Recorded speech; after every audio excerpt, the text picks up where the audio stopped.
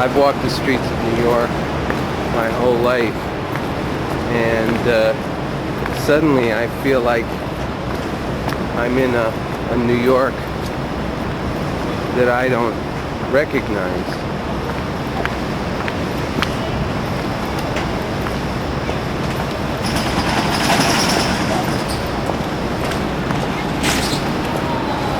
Okay, now this is obviously another checkpoint here. We're gonna have to kind of skirt it. We're gonna skirt it.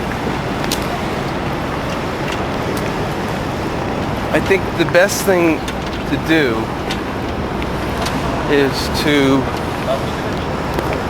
sort of get close to the barricades and then sort of sneak in.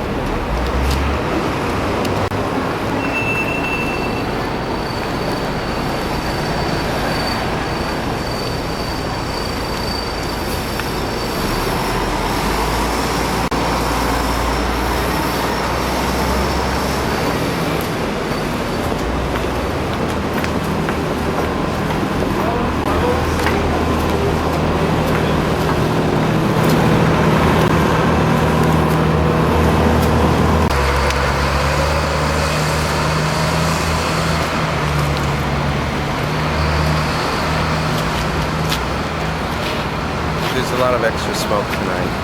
There's probably some fires that have been uncovered that were burning for several days now. The rains last night, I don't know how they contributed to this, but somehow there's a little extra haze, and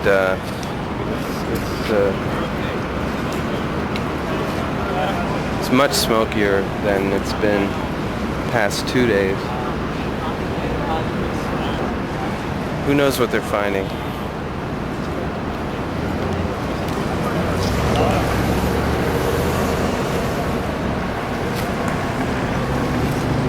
What do you want from me now?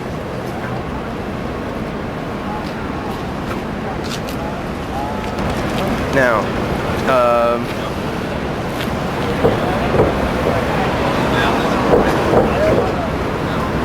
what do you think we should do, man?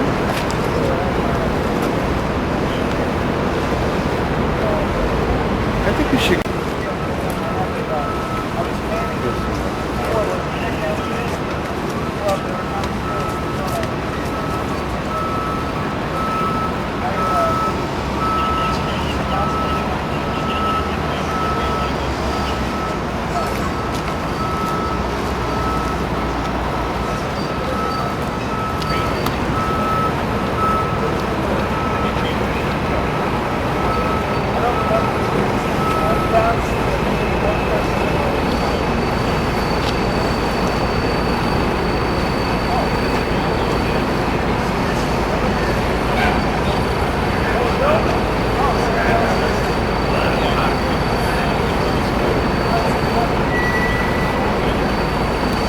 How many blocks are we from Ground Zero? Alright, we're about... Hang on, wait for me to start.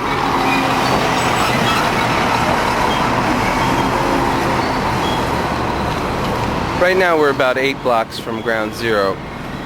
Straight ahead, what I'm looking at right now would be where World Trade Center 7 used to be. Straight ahead, I would drive down the Broadway here, West Broadway, and ultimately you would hit Vesey Street, and that's right ahead, and you would turn left to go towards Broadway. So what I'm looking at right now is the pile of debris which used to be World Trade Center 7, one of the 4 buildings that toppled, or maybe it was 5, I'm not sure. But World Trade Center 7 was a 47-story building, and it was it housed the Emergency Command Center for New York, which was $1 billion project that Mayor Giuliani was very proud of. We don't hear much about it. It was where theoretically New York City's emergency command would operate from, and that building that houses $1 billion bunker, which was said to be unassailable, went down at about 4 or 5 o'clock the day of September 11th, and that was just a hideous moment, because after we had lost World Trade Centers 1 and 2,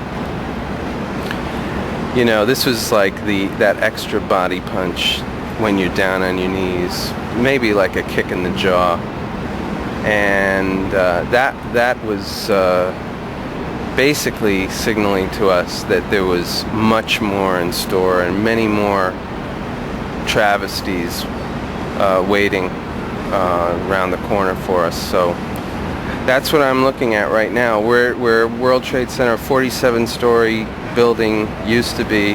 I'd see it, you know, coming down the street, walking down the street. The World Trade Center towers 1 and 2 would be just to the right. Those you saw from this vantage point. They were really the bookends of Lower Manhattan, and they loomed on the horizon here with a certain majesty. They were, of course, very blocky, ungraceful in their own way, but you know, many people, when the World Trade Center went up, said that it was an ungainly building, or 2 ungainly buildings, adding insult to injury, you know, 2 times the ungainliness. But they certainly were cities' icons, and this street here, you would look down West Broadway.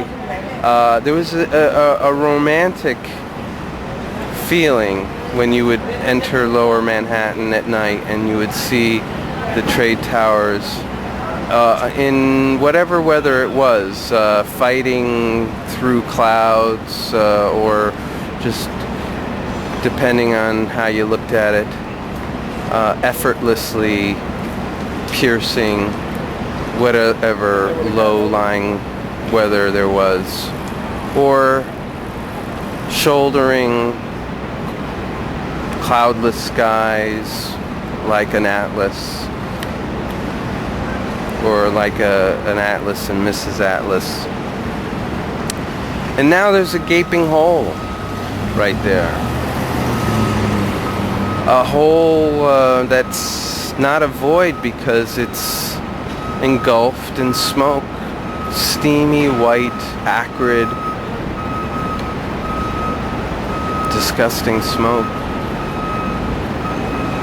It's plain, that smoke. It's gray. It's sort of milky. It's almost like you had a blue paint and you added too much water. Let's say it's blue watercolors, and you add too much water, and all of a sudden it becomes sort of milky blue, and it lost that azure boldness, and there's nothing you can do about it.